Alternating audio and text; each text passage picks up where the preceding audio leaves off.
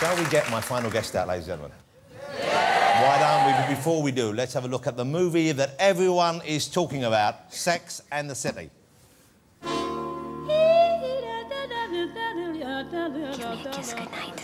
It's the last single girl kiss. The ultimate single gal, Carrie Bradshaw, will be married to John James Preston come fall. Should we get you a diamond? No, just get me a really big closet. After years of living in the city, I assumed that if my friends and I ever got our fairy tale endings, that would be the end of the story. Hello. Welcome home, baby. I always knew she'd marry big. You thought that after the second breakup? Yep. After the 15th? Uh-huh. We broke up a lot. But real life? 200 people? But don't you I want... want you. That's what I want. Jeez, honey, wax much? When you're married, you have a different set of priorities. This one's married and she's not growing a national forest. Life doesn't always turn out to be your fantasy. That's why you need friendships that are real to get you through it all. That's the movie. I'm thrilled she's back on the show. Please welcome the lovely Sarah Jessica Parker.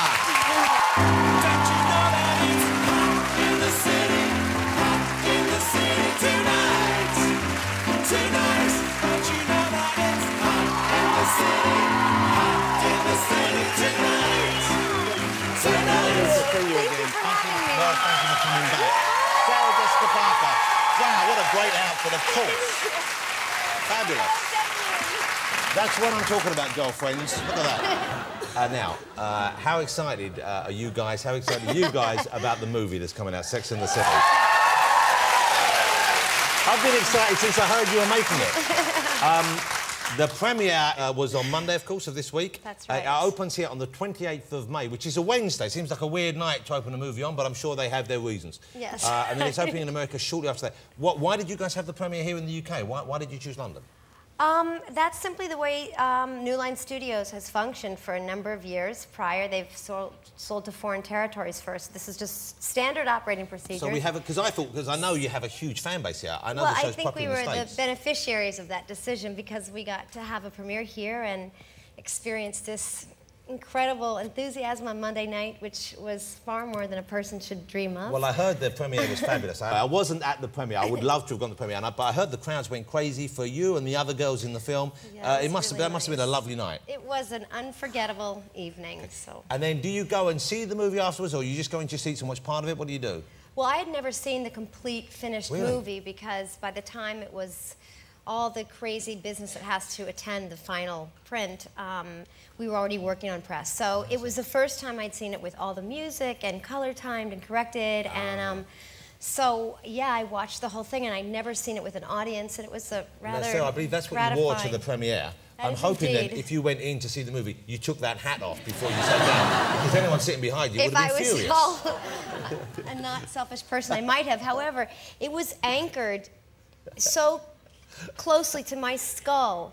There were as close to a nail as... So I couldn't, but I did... well, there's a lot of air in there.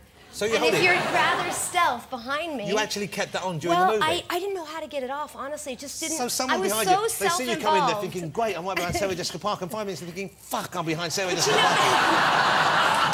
There was a lot of friends behind me, people I actually knew, but I did sit Like more that. like this.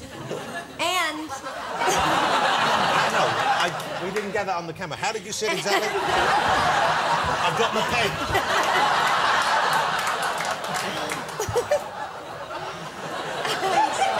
I'm 47 years old. It's pathetic.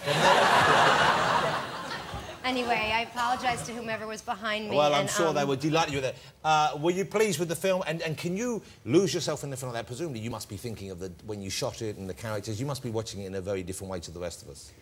Yes, I mean, I'm generally really loath to see anything. I don't look at dailies. I don't look at photographs of myself. But I had certain requirements that were different on this movie because I'm a producer on it, so I had to. And on Monday night, and I really think it was honestly the spirit of the crowd there in Leicester Square, I really was able to enjoy it, and I'm so proud of the work the other ladies have done, and I just think they're marvelous, and I think this is a very wonderful movie. I'm really very proud of the story that we got to tell because I think it's rather unconventional. Well, yeah, it is. It's very interesting because it's to deal with women who aren't, you know, they're not the 18. youngest women, of course. That's right. They're not old women by any means, but certainly by movie standards, it's very unusual to find women who are over the age of like 22 being, Yeah, you know, and to support 4 lead stories of women who are, in fact, over 40, is really, it's an unusual way to approach a romantic comedy. And so, yeah, but that's all, of course, the great Michael Patrick King, who found a way to tell all those stories in a really funny and cheeky and ribald and kind of moving way. I have a theory about the film, which, by the way, I've seen and I just loved, and my wife loves as well. And I'm not, so I'm not too butch to admit that there were several times that I'm slightly, but I cried several times during the film. I'm so pleased. Yeah, once rather pathetically, just because Carrie gets a wardrobe she's always wanted, and I went, oh Christ, she got the big wardrobe. I looked at my wife was crying as well. I went, yeah, you got the big wardrobe. Yeah, she deserves it. Oh, well, so it's such a small wardrobe before. I know, but she's got a really...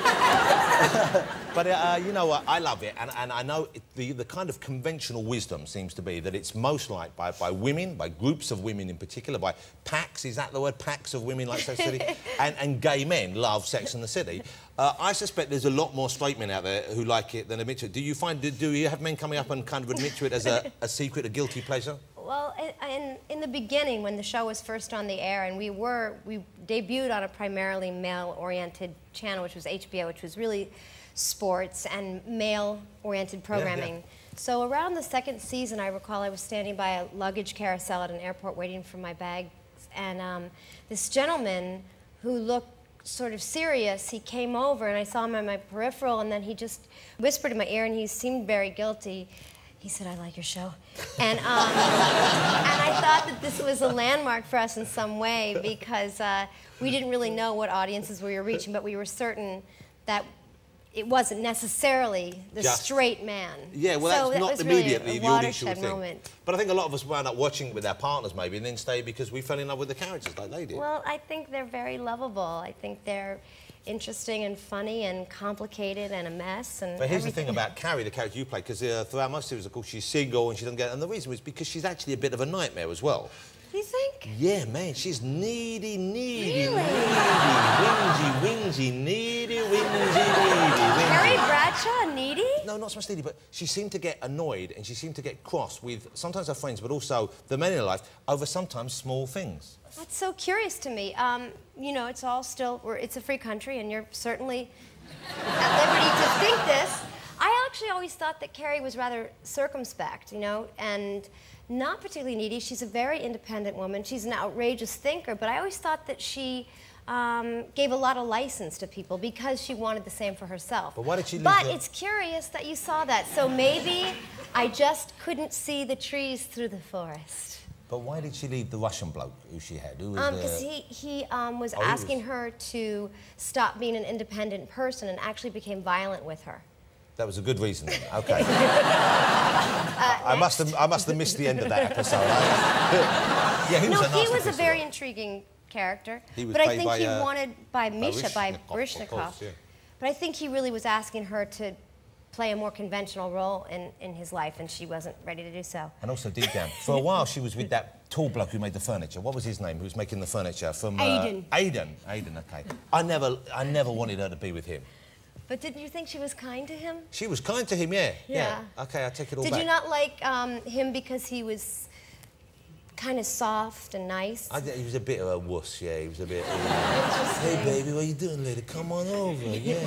Oh, baby, what about... Let's talk about your feelings. Fuck off about your feelings. Let's have sex, I'll cook pasta, I'm going to watch some sport. That's really that's what a woman wants in a man. You have revealed so much about yourself in such a brief period of time. That if I lived here and we were friends, it would probably take me 20 years to get this kind of information out about you. It's all surface, don't worry. Okay, me too. Now, but big.